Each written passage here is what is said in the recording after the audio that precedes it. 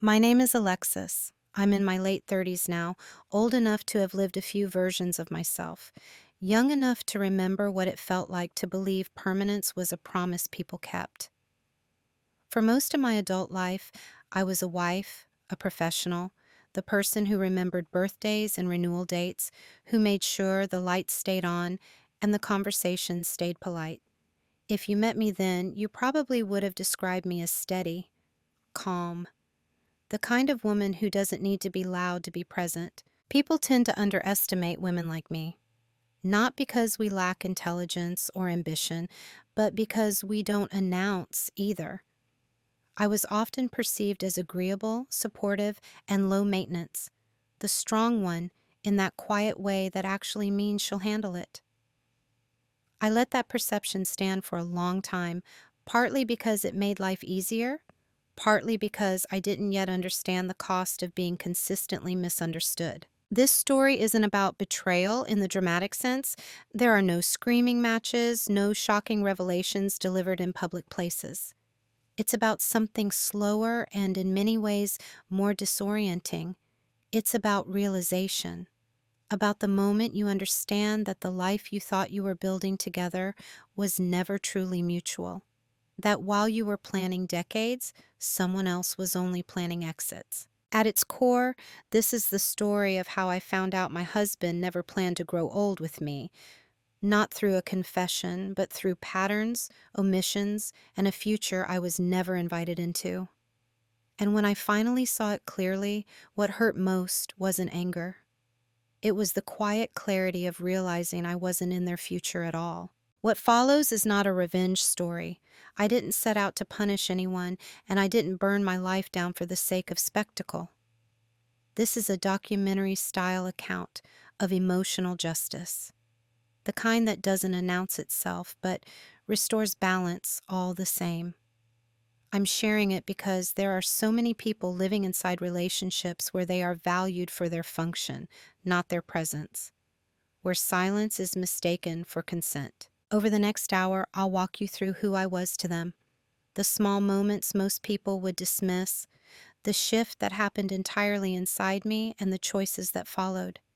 There is no villain monologue here, and no sudden hero's triumph, just honesty, accountability, and the quiet power that comes from finally seeing the truth and responding with intention. If you're listening to this, maybe you felt that subtle disconnect before, the sense that you're investing in something more deeply than the person beside you. Before we go any further, I want to ask you gently, have you ever wondered whether the future you were planning was actually shared or simply parallel? For a long time, I believed I knew exactly who I was in my marriage. I was the stabilizer, the reliable constant, the person who made things run without ever needing to be asked. I paid attention to the invisible details, the kind that only become noticeable when they're missing. Bills were paid early, appointments were remembered, family obligations were anticipated before they turned into stress. I didn't see this as a sacrifice. I saw it as a partnership. To my husband and to many people around us, I was easy to be with. Not demanding, not dramatic, the kind of woman other men complimented him for having. They'd say things like, "You're lucky, she's so understanding," or "She's low maintenance, that's rare." He would smile when they said that. Sometimes he'd nod, as if he agreed with their assessment. I did too, at first. Understanding felt like a virtue. Flexibility felt like love. What I didn't realize then was that I was being quietly categorized, not as someone to grow with, but as someone who would adapt, someone whose presence was assumed, not actively chosen. I was part of the structure of his life, not the vision of it. When he talked about the future, it was always abstract. Someday, eventually, down the line. He spoke in placeholders, career moves he might make, cities he might want to live in, projects he dreamed of pursuing. I listened, asked questions, and offered support. I pictured myself naturally included because why wouldn't I be? We were married, we shared a home, a bed, a rhythm. But if I'm honest, even then, the language was subtle. He said I far more than we. At the time, I told myself that it was normal. Independence was healthy. Not everything had to be merged. That's what emotionally mature people believed, right? So I didn't interrupt. I didn't correct the narrative. I didn't say, where do I fit into that? Because I thought the answer was obvious. To his family, I was dependable. The one who showed up on time, remembered preferences, and smoothed over awkward moments. They trusted me. They relied on me. But they didn't really ask me questions about my inner life. Conversations stayed practical, safe. I was appreciated, but not deeply known. At gatherings, I noticed how decisions were discussed around me, not with me. Plans adjusted themselves, assuming my compliance. Alexis will be fine with that. Alexis doesn't mind. And because I rarely objected, because I could usually make things work, the assumption solidified into truth. At work, it was similar. I was respected, but in a quiet, utilitarian way. The person you give responsibility to because you know it will be handled, not because you're curious about how they think. I was seen as competent, not expansive. None of this felt like cruelty.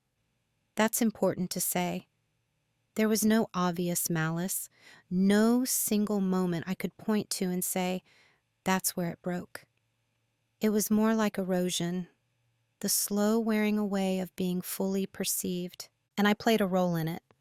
I won't pretend otherwise. I had learned, long before my marriage, that being self-sufficient made me safe, that needing less made me valuable.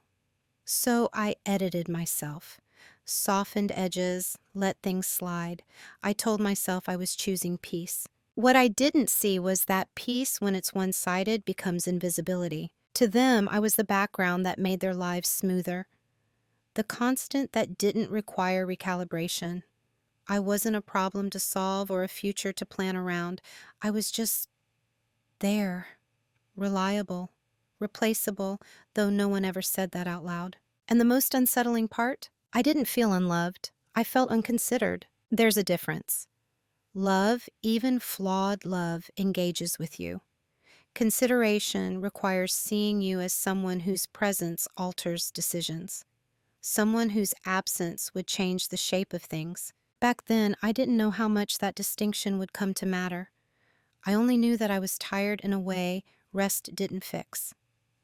That something about my life felt oddly provisional, as if I were living in a space that could be rearranged without my consent. Still, I stayed quiet. I told myself I was overthinking. That stability was boring by nature, that not everything needed to be interrogated. I didn't yet understand that this was how the story began, not with a betrayal, but with a role quietly assigned and slowly accepted. The first time it happened, it was so small I almost missed it. We were at a dinner with friends, one of those relaxed midweek gatherings where no one dresses up and the conversation drifts easily between work, travel, and vague future plans. Someone asked a harmless question about where we saw ourselves in 5 or 10 years. It wasn't directed at me specifically. It floated in the middle of the table, open to anyone. My husband answered without hesitation. He talked about career opportunities he was considering, a possible move, a different pace of life he imagined for himself. He spoke clearly, confidently, like someone who had rehearsed these thoughts before. Everyone listened, heads nodded. Someone asked a follow-up question. I waited for the natural pause where he would include me, where he would say we, or at least glance in my direction, inviting me into the vision he was sharing. It never came. Instead, the conversation moved on as if his future had been fully described, as if it were complete on its own. I smiled. I sipped my drink. I told myself I was being sensitive. After all, it wasn't a formal declaration. It was just dinner. Just talk. And yet something in me registered the absence like a paper cut, minor, almost invisible, but sharp enough to draw attention. Later that night, in the quiet of our kitchen, I mentioned it lightly, not accusing, not emotional, just curious. You talked about the future tonight, I said, rinsing a glass. I noticed you didn't include me. Was that intentional? He looked genuinely surprised, not defensive, not angry, just puzzled. "Oh," he said, "I didn't think about it like that. You know you're part of it." That was the moment most people would let it go. And I did. I nodded. I accepted the reassurance, because on the surface, it made sense. Not everything needs to be verbalized. Some things are implied, but implication only works when it's mutual. Over the next few weeks, I noticed similar moments. Tiny ones, easily dismissible, decisions made without checking in. Plans were tentatively formed and then presented to me as finished thoughts. Nothing outrageous, nothing that would alarm a friend if I described it. So I didn't describe it. Instead, I started noticing how often my presence was assumed rather than invited, how my agreement was expected, not requested, how I forgot to mention it became a common phrase. Once, he booked a work trip that overlapped with something important to me. When I reminded him, he apologized quickly, genuinely. But the apology focused on logistics, not awareness. "We'll figure it out. Not that I should have thought of you." Again, I told myself this was normal. People are busy. No one is perfect. Relationships are about compromise, and I was good at compromise. I had built a life on it. What made these moments different was how alone they felt. Not because I was excluded deliberately, but because my inclusion didn't seem to require maintenance. I was a given, a constant variable. I began to sense that there was a version of his life he carried privately, one where decisions were made in solitude, and I was integrated afterward, if necessary. I wasn't consulted at the moment of imagining, only at the moment of adjusting. Still, I stayed calm. I didn't raise my voice. I didn't demand change. I didn't want to be the person who made everything heavier. I believed that if I handled these moments with enough grace, they would correct themselves. But something subtle shifted inside me. I started remembering, not obsessively, not angrily, just accurately. I didn't write anything down yet. I didn't confront him with patterns. I simply stopped dismissing my own perception. That first small cut didn't bleed. It didn't scar. But it taught me something important.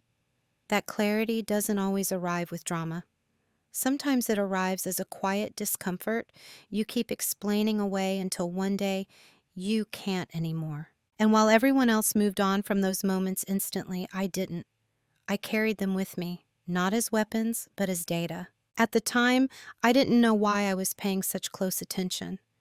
I only knew that something about being repeatedly overlooked changes the way you listen, changes the way you interpret silence. I was still committed, still present, still loving in the ways I knew how to be. But somewhere beneath that, a question had formed, small, unspoken, and persistent. If I stopped adjusting, would anyone notice? Once something has a reasonable explanation, it becomes dangerously easy to accept. That's what I did next. I normalized it. Each small dismissal arrived with a ready-made justification. He was busy. He was stressed. He wasn't intentionally excluding me. And because none of it came with cruelty or raised voices, it didn't feel like disrespect. It felt like an inconvenience, like misalignment, like something mature adults worked around. So I worked around it. When plans changed without my input, I adjusted my schedule. When decisions were already made, I focused on making them functional. When my opinion wasn't asked for, I offered it gently, if at all. I told myself that choosing my battles was wisdom, not avoidance. What I didn't realize was that I was training everyone, including myself, on how little input I required. The more adaptable I became, the less anyone checked. Why would they? I made it easy. I didn't create friction. I absorbed the impact quietly and kept moving. Friends would say things like, "You're so chill about everything," or "I don't know how you stay so calm." They meant it as a compliment. I accepted it as one. Being unbothered had become part of my identity. Inside, though, something was flattening. I noticed how often I was the last to know things. Not because information was hidden from me, but because it wasn't prioritized. A change in plans was mentioned casually, a decision revealed in passing, always with a tone that assumed I'd be fine with it. And I usually was. or at least I made myself be. I told myself that love didn't require constant negotiation, that independence was healthy, that I didn't want to be controlling or needy. I had seen relationships where every decision turned into a debate, and I promised myself I wouldn't become that person, so I stayed quiet. But quiet, when it becomes habitual, stops being a choice. There was a moment, I remember it clearly, when I caught myself editing a sentence before speaking. Not because it was unkind or unreasonable, but because I didn't want to slow things down. I didn't want to complicate the flow. That's when I realized I had started to think of my own needs as interruptions. That realization should have alarmed me. Instead, I rationalized it. This is what partnership looks like, I thought. Flexibility, understanding. What I didn't name then was how one-sided it had become. I was adjusting to a life that was being shaped elsewhere. My presence was assumed, but my perspective was optional. And because I rarely objected, no one had to confront the imbalance. My husband wasn't dismissive in obvious ways. He wasn't unkind. He listened when I spoke, when I did speak. He just didn't orient himself around my voice. I was adjacent to his decisions, not central to them. And slowly, that became normal. I stopped expecting consultation, stopped anticipating shared planning. I learned how to fit into outlines that were already drawn. I told myself I was being supportive, but what I was really doing was shrinking my footprint to avoid being in the way. There's a particular loneliness that comes from being valued for your cooperation rather than your contribution. It doesn't feel like rejection. It feels like being quietly bypassed. I didn't talk about this with anyone, not because I was protecting him, but because I couldn't quite articulate what was wrong. If I tried to explain it, it sounded petty, vague, ungrateful. So I stayed silent and told myself that if it were serious, it would be obvious. But the thing about disrespect, when it's normalized, is that it doesn't announce itself. It blends in. It wears the mask of reasonableness. And because I was so good at being reasonable, I didn't notice how much ground I was losing. Still, I believed in us. I believed that commitment meant weathering phases, that not every discomfort required confrontation, that patience would eventually be met with reciprocity. I didn't yet understand that by the time reciprocity is expected, the roles have often already been set. I had become the adaptable one, the understanding one, the one who didn't need much. And once that identity hardens, people stop imagining a future where they ask for more. It didn't happen in a single moment. No one sat me down and explained my role. There was no announcement, no agreement I consciously signed. I simply woke up one day and realized I knew exactly what was expected of me. I was the reliable one, the one who would handle things without complaint, the one who could be counted on to adapt, to accommodate, to smooth out whatever edges life presented. I was useful, efficient, emotionally steady, and quietly invisible. I saw it in the way plans were formed. My availability was assumed, not confirmed. My preferences were secondary to practicality. If something needed to be rearranged, it was understood that I would be the one to adjust. Not because anyone demanded it, but because that's how it had always gone. At first, I mistook this for trust. They rely on me, I thought. That means I matter. But reliance is not the same as regard. My husband had come to see me as part of the infrastructure of his life, necessary but not consulted, present but not centered. I wasn't someone whose desires reshaped the plan. I was someone who made the plan work. And the unsettling part was how natural it felt to everyone else. His family didn't ask me where I wanted the holidays to be spent. They asked me what time I'd arrive. Friends didn't ask for my opinion when discussing future trips. They asked if I'd be okay with the dates already chosen. Even at work, I noticed how decisions were finalized and then handed to me to implement. I had become the executor, not the architect. There's a subtle psychological shift that happens when people stop seeing you as someone with competing priorities and start seeing you as someone whose life can bend without consequence. It's not malicious, it's efficient. And I had made myself very efficient. I rarely said no. I rarely disrupted momentum. I prided myself on being composed, on not needing reassurance, on not demanding attention. Somewhere along the way, that composure was mistaken for the absence of need. The role I was assigned didn't come with cruelty, but it came with erasure. I was expected to be understanding in moments that required consideration, expected to be flexible in situations that required mutuality, expected to absorb disappointment quietly so that others wouldn't have to feel it. And because I could, I did. What I didn't see at first was how this role benefited everyone except me. It kept things smooth, predictable, low friction. It allowed others to move quickly, decisively, without having to pause and ask how their choices might land. I was the pause they no longer needed. There was a moment, small and almost forgettable, when this became clear. Someone asked my husband if a certain long-term plan would work for both of you. He answered easily, without looking at me. "She'll be fine," he said. "Not that we've talked about it. No, we're still figuring it out. Just, she'll be fine." And everyone accepted that answer, including me in that moment. Later, I couldn't stop thinking about how confidently he spoke on my behalf, about how little curiosity there was about my internal world, about how being fine had become my defining trait. I wasn't asked what I wanted because I had proven I could live without being asked. That's when I began to understand something uncomfortable. Roles, once established, are rarely questioned. People build their expectations around them. They plan futures, assuming they will hold. And in that future, my role was clear. I was the support structure, the stabilizer, the person who made things possible without needing to be acknowledged as a person whose own life had direction. I wasn't seen as someone with a separate trajectory. I was seen as an accessory to someone else's. Still, I didn't confront it, not yet. But internally, something had shifted from endurance to awareness.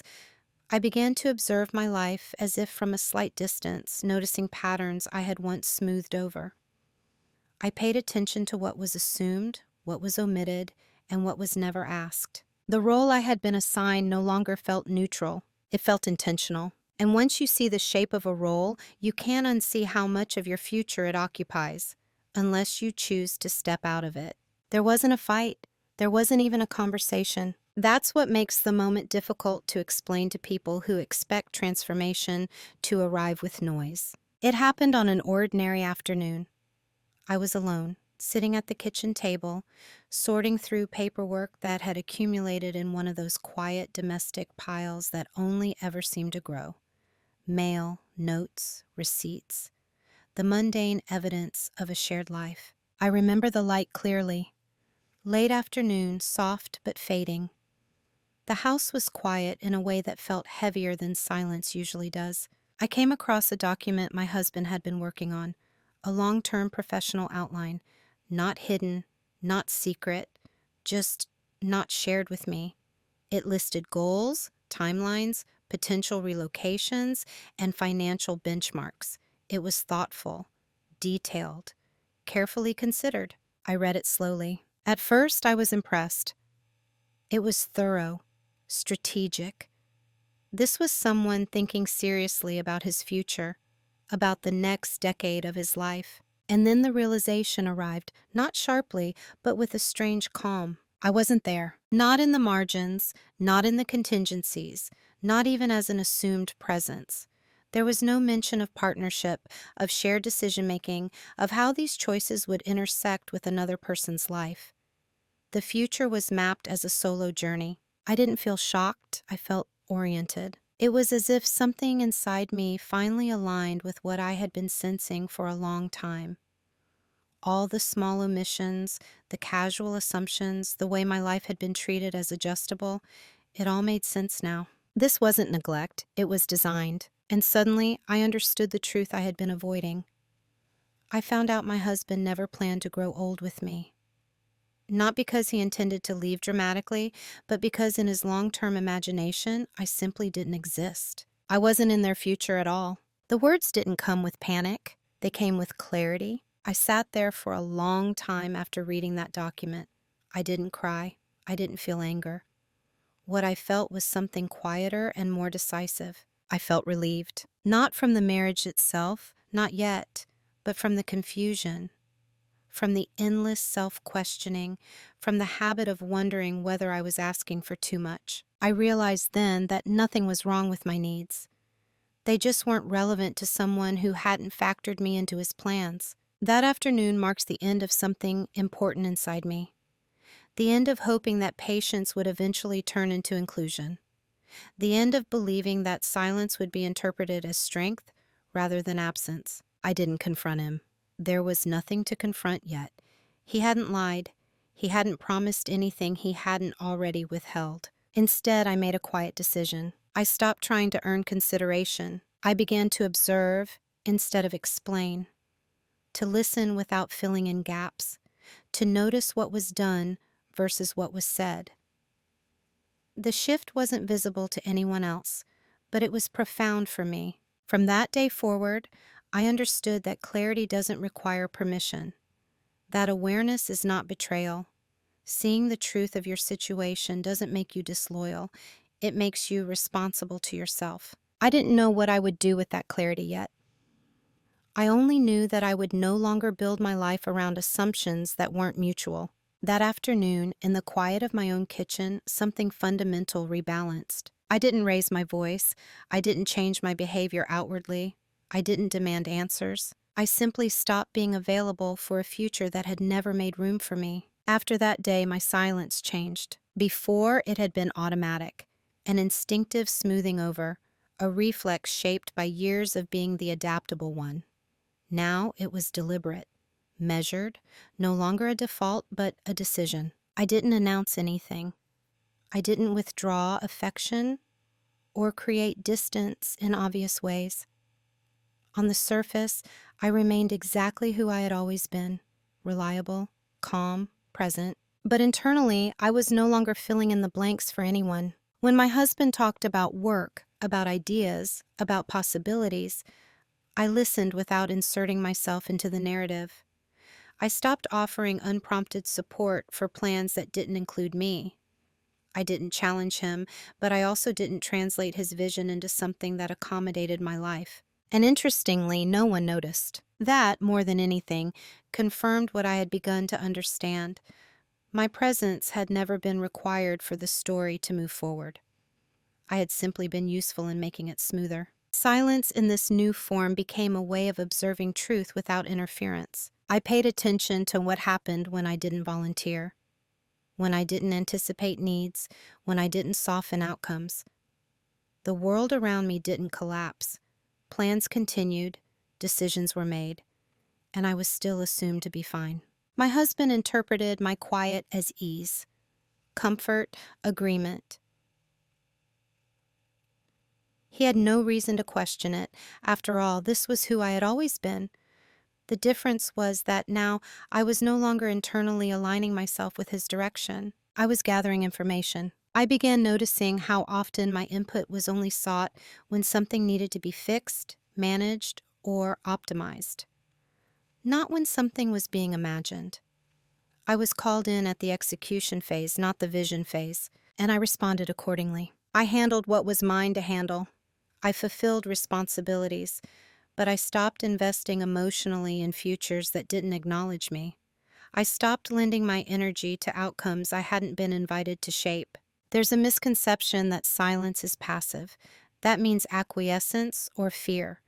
In my case, it became a form of boundary, not one drawn with words, but with attention. I redirected my attention inward. I started asking myself questions I had avoided for years. What did I want my life to look like in 10 years? Where did I want to live? What kind of days did I want to wake up to? These questions felt unfamiliar at first, like muscles I hadn't used in a long time.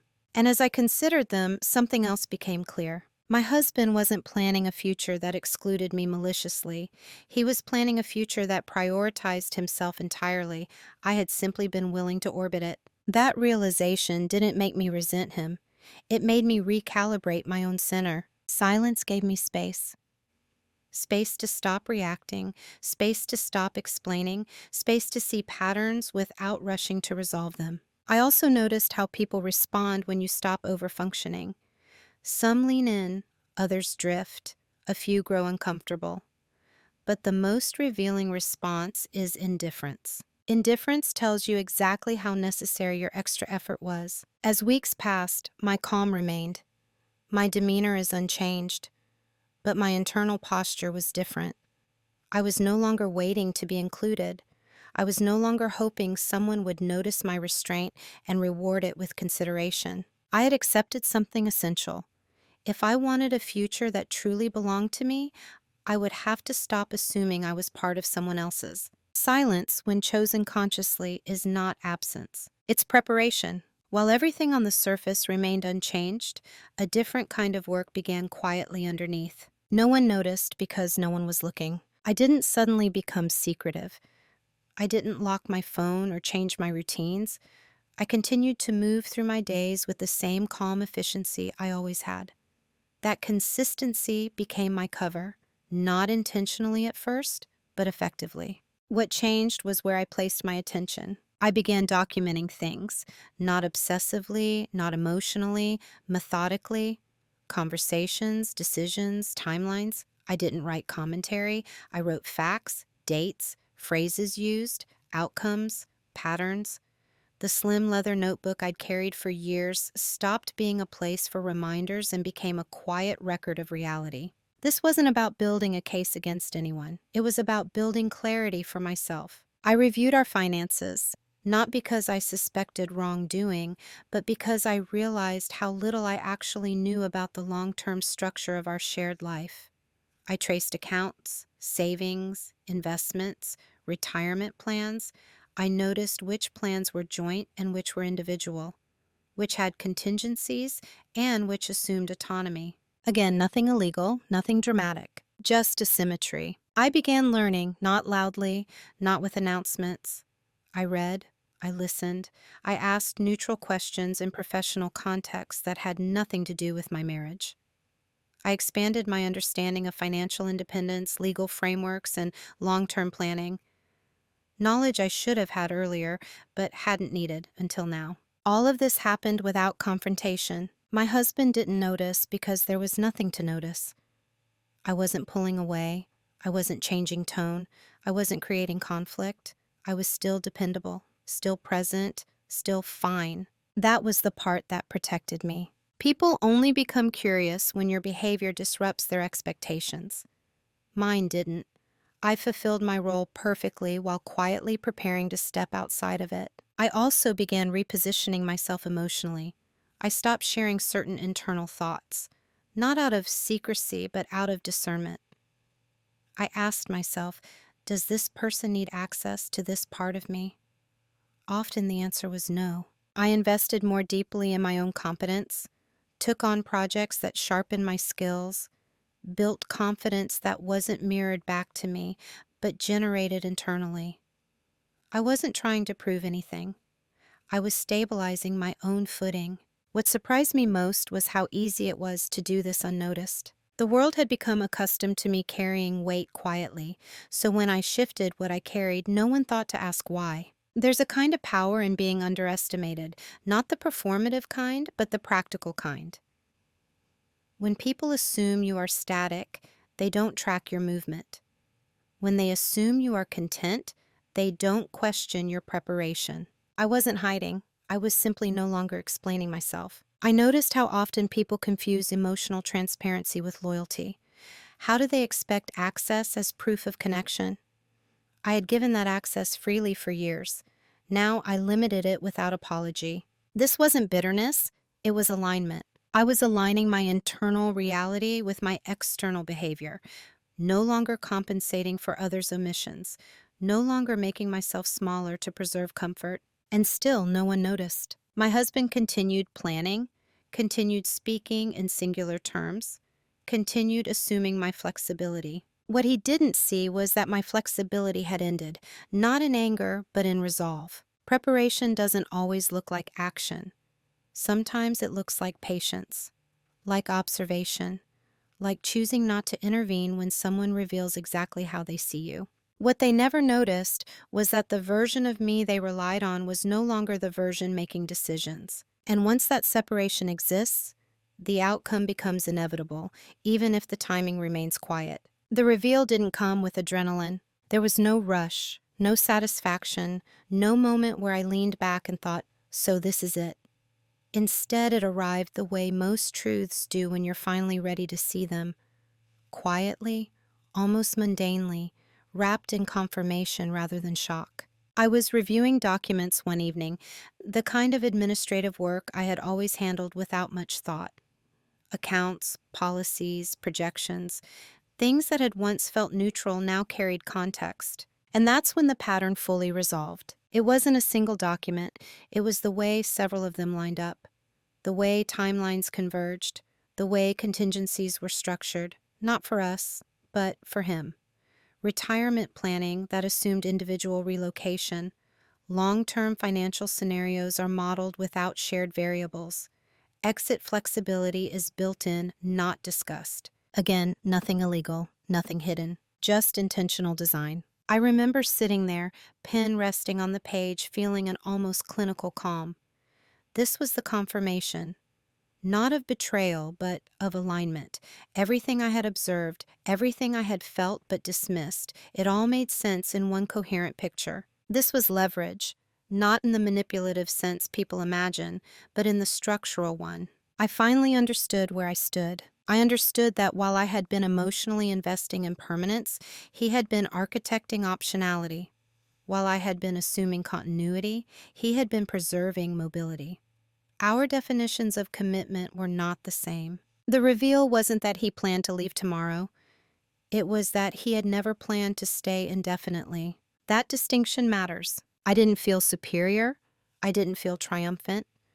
What I felt was clarity without emotion attached. The kind that doesn't demand immediate action, but makes inaction impossible. I closed the folder. I put the documents away. I didn't confront him. I didn't ask questions that would invite half-truths or reassurances. I didn't need them anymore. The private reveal wasn't something I shared with anyone. Not friends, not family, not even myself out loud. It lived quietly inside me, reorganizing my understanding of the past and recalibrating my expectations of the future. This was the moment my options became visible. I saw that I could stay and continue adapting, knowing exactly what that meant. I could confront him and force a conversation he wasn't prepared to have, honestly. Or I could begin shaping an outcome that didn't require his participation at all. For the first time, I wasn't reacting. I was choosing. Leverage doesn't always look like power over someone else. Sometimes it looks like freedom from illusion, from dependency, from needing validation to acting in your own interest. That night, I slept well. Not because I felt resolved, but because uncertainty had finally lifted. The confusion that had kept me awake for years was gone. In its place was something steadier. I knew the truth. And knowing it meant that whatever came next would be deliberate. Not emotional, not reactive, not rushed. Just inevitable. Clarity has a strange effect on time. Once I saw the situation for what it was, urgency disappeared. Because nothing mattered anymore. But because I no longer needed to rush toward an answer. The pressure to fix things dissolved. What remained was choice. And choice, when it's real, is quiet. I didn't make a decision all at once. I laid the options out carefully, the way I had learned to do with everything else in my life. I examined them without judgment, without dramatizing any single outcome. I could stay. Staying would mean continuing as I was, competent, adaptable, emotionally self-contained. It would mean accepting that the relationship had a ceiling I would never be invited to raise. It would mean trading depth for stability and presence for proximity. There was comfort in that option, familiarity, predictability. And there was also a slow erosion I could already feel. I could confront him. I imagined that conversation many times, not angrily, not explosively, but calmly, laying out what I had noticed, asking direct questions, forcing clarity into the open. But I was honest with myself about what that would likely produce. Explanations. Reassurances, adjustments made in response to pressure rather than insight, temporary inclusion that depended on my vigilance. A future negotiated only because I had finally demanded one. That wasn't the future I wanted either. Then there was the third option, the one that didn't involve asking, correcting, or convincing. I could choose myself without needing agreement. That option didn't come with drama. It didn't require confrontation right away. It simply required commitment to my own long-term well-being, to a life that didn't rely on being an afterthought in someone else's plans. I took time with that option. I watched how I felt when I imagined my life unfolding on my own terms, not as a reaction to him, but as a continuation of myself. The feeling wasn't fear. It was steadiness, a sense of internal alignment I hadn't felt in years. That was how I knew. The decision point wasn't a moment of anger or heartbreak. It was a moment of self-respect, of recognizing that staying silent indefinitely would cost me more than leaving quietly ever could. I didn't decide to end the marriage that day, not formally, but I did decide on something irreversible. I decided I would no longer organize my life around someone who hadn't organized theirs around me. Once that decision was made internally, everything else became procedural. Timing, logistics, sequencing, those were details. Important ones, but not emotional ones. What mattered was that I had crossed a line inside myself, from hoping to choosing, from waiting to acting. And even then, nothing on the outside changed. I still showed up, still spoke kindly, still handled responsibilities.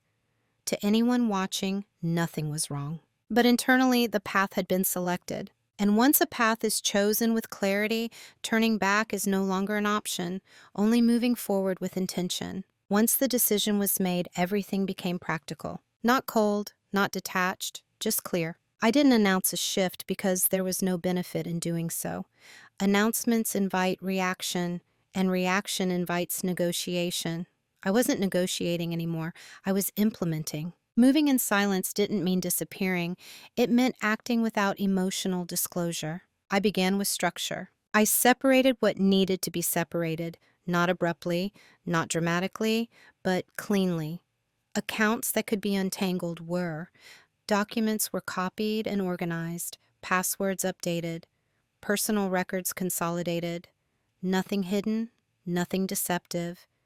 Just preparation that assumed I was responsible for my own future. I consulted professionals in neutral contexts, not as a wife in crisis, but as an individual asking hypothetical questions. What would independence look like in different timelines? What were the implications of various choices? I gathered information the way I always had, thoroughly, unemotionally. At home, I remained consistent. I didn't withdraw affection. I didn't provoke distance. I didn't create scenes that would force attention. My steadiness became a kind of camouflage. He had no reason to suspect movement because movement had never been something he tracked in me. And that was the quiet irony. I had spent years being predictable for the sake of peace. Now that predictability allowed me to reposition without interference. I also began redistributing my energy. Less into maintaining harmony, more into strengthening my own footing. I invested in work that expanded my autonomy. I reconnected with parts of myself that didn't exist in relation to anyone else's needs. I noticed how much mental space became available once I stopped monitoring whether I was being included. No one noticed the shift because it didn't inconvenience them. That's something people rarely talk about. How many changes go unseen simply because they don't disrupt comfort. I wasn't making demands. I wasn't creating friction. I was simply preparing for a life that didn't require permission. There were moments of sadness, yes, but they came without panic. Grief doesn't always announce itself loudly. Sometimes it arrives as acceptance of what was never going to be. I grieved the version of us I had believed in. I grieved the future I had assumed was mutual. But I didn't grieve the decision itself, because the decision was grounded in truth. Weeks passed, then months. To the outside world, we were unchanged. Inside me, everything had reorganized. I was no longer waiting for alignment. I was creating it. Moving in silence wasn't about secrecy. It was about sovereignty, about refusing to explain choices to someone who had never explained theirs. And as the groundwork settled into place, I understood something important. When consequences finally arrive, they don't begin with impact. They begin with absence. The first consequences didn't look like a loss. They looked confused. It started subtly, the way everything else had. Small disruptions in a system that had long relied on my quiet compensation. Things that had always worked smoothly began requiring attention. Not because I had stopped caring, but because I had stopped preempting. I no longer reminded him of deadlines that weren't mine. I didn't adjust my schedule automatically when his changed. I didn't translate his stress into solutions unless he asked directly.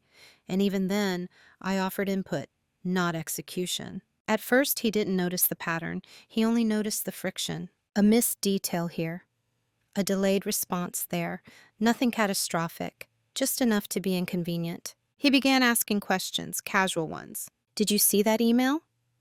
I thought you usually handled this. Did something change? I answered honestly, but minimally. I didn't see it. I didn't realize that was mine. I assumed you had it covered. There was no accusation in my tone, no edge, just factual responses that reflected the reality I had been living in for years. What he felt, I think, was disorientation. The systems he had relied on were still there, but they no longer compensated for his blind spots. The absence wasn't dramatic, it was cumulative, and because it wasn't framed as a conflict, he didn't know how to address it. That's the thing about quiet consequences. They don't announce their arrival. They simply reveal dependencies that were never acknowledged. At work, too, I noticed a shift. When I stopped absorbing excess responsibility without comment, others had to engage more directly. Some rose to it, some didn't. The difference was telling. I wasn't withdrawing, I was recalibrating. My husband started to feel something he couldn't name, a sense that things were less easy, less seamless. He wasn't losing me, not yet, but he was losing the version of me that made everything effortless. An effort, when you are not used to noticing it, feels like loss. He became more attentive in small ways, asked more questions, checked in more often, not out of insight, but out of discomfort. The environment had changed, and he was trying to reorient. But here's the part that mattered most to me. None of that changed the future he was planning. The structure remained the same. His vision still centered on himself. My renewed visibility existed only in the present tense, as a problem to be solved, not a life to be integrated. That's when I knew the consequences would continue. Because once someone experiences the loss of convenience, they may seek repair. But when they experience the loss of control, they seek restoration of the old order. And I was no longer available for that. I watched him struggle, not dramatically, not tragically, but noticeably. And I didn't rush in to steady things. I let reality do its quiet work, not out of punishment, out of respect for the truth. By the time he realized something was truly wrong, it wasn't because of anything I said. It was because the old rhythm no longer worked. He started paying closer attention, noticing gaps where there hadn't been any before, asking questions that used to go unasked, attempting, in small ways, to restore what he felt slipping, without quite understanding what it was. There was a tentative quality to him then. Don't panic yet. More like confusion mixed with irritation. The sense that something familiar had shifted position while he wasn't looking. He tried to compensate in surface ways. He suggested dinners, asked how my day had been more frequently, mentioned future ideas and paused, as if waiting to see whether I would step into the narrative and complete it for him. I didn't. Not because I was withholding affection, but because I was no longer filling roles that had never been mutual. That's when the panic crept in. It wasn't loud. It didn't look like desperation. It looked like restlessness, like someone pacing mentally, trying to locate the lever that used to make everything fall back into place. He asked once carefully, "Are you happy?" It was a question I had asked myself many times before. Now I answered it honestly. "I'm clear," I said. He didn't know what to do with that. Clarity doesn't invite negotiation. It doesn't ask for reassurance. It doesn't leave room for vague promises. And that was the problem. He had relied on vagueness for years. He began offering fixes. "We can talk more. We can plan better. Maybe we should take a trip." These were gestures, not revisions. Adjustments meant to restore comfort, not to reimagine the future. There was still no language of we, only a scramble to repair the present without addressing the structure underneath it. I listened. I stayed calm. I didn't interrupt. And in doing so, I saw clearly that this was too late, not because time had run out, but because intention had never been there. You can't retrofit someone into a future they were never designed for. What he was experiencing wasn't heartbreak yet. It was the loss of assumption, the dawning awareness that the system he depended on no longer responded the way it used to. He asked what I wanted. That question, arriving so late, felt heavier than any argument could have. I told him the truth, not all of it, not yet, but enough. I want to live a life where I don't have to remind someone that I'm part of it. There was silence after that. Not angry silence, just the quiet of something irreversible settling into place. That was when I knew. Even if he tried now, it would always be in response to loss, not in pursuit of shared growth. And I wasn't willing to be someone's corrective lesson. By the time regret arrived, it wasn't dramatic. It was simply ineffective. The conversation, when it finally happened, was quiet. No raised voices, no accusations, no rehearsed speeches. It took place in our living room on an ordinary evening, the kind we had shared hundreds of times before.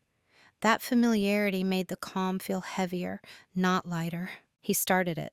"I feel like you've already left," he said. I considered that for a moment before responding, not because I needed time to defend myself, but because I wanted to be precise. "I didn't leave," I said. "I stopped pretending I was included." That was the tone of the entire conversation. Clear, unembellished, not cruel. He asked when things had changed. I told him, not in dates, but in realizations. I explained how it felt to be assumed rather than chosen. How being fine had become a way of disappearing. How planning a future without naming the person beside you eventually communicates something undeniable. He listened. Truly listened, and for the first time, I think, he understood the impact of his omissions. But understanding isn't the same as alignment. He explained himself, not defensively, but honestly. He spoke about ambition, about independence, about not wanting to feel constrained by long-term expectations. He didn't mean to exclude me, he said. He just, hadn't thought about things that way. And that, finally spoken aloud, was the truth I had already accepted. I told him I didn't think he was a bad person. I told him I didn't believe he had set out to hurt me. But I also told him something else, something that surprised even me with how calmly it came out. I don't want to build a life where I have to insist on being considered. There was no argument after that, no attempt to persuade me otherwise.